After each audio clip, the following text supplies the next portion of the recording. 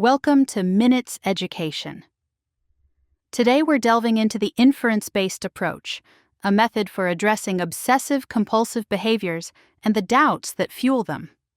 Let's start with the foundation of IBA. At its core, this approach focuses on how obsessive doubt takes hold in the mind. Take a common example: someone who compulsively checks whether they've locked their door. Despite having physically locked it themselves, seeing, feeling, and even hearing the lock click, they continue to pull on the door handle, doubting that it's secure. What's striking here is that their senses are fully intact. They can perceive the reality of the locked door, but their obsessive thoughts override that reality, creating endless doubt.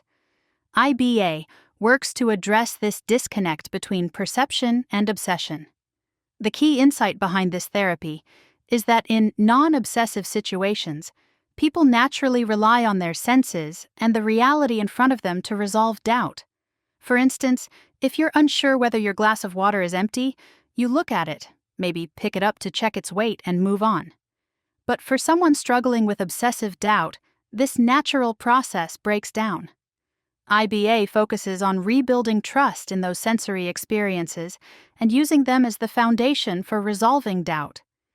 During treatment, the therapist and client work together to uncover how doubt is typically managed in non-obsessive contexts. The goal is to understand why, in obsessive situations, the individual dismisses the evidence provided by their senses and instead becomes trapped in a cycle of questioning. Through guided exploration, clients learn to reconnect with the present moment, basing their decisions and beliefs on the sensory information that is clearly available to them.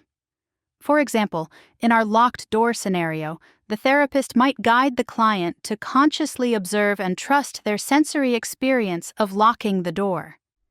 Over time, they begin to see that the here and now evidence is enough to resolve their doubt without repetitive checking.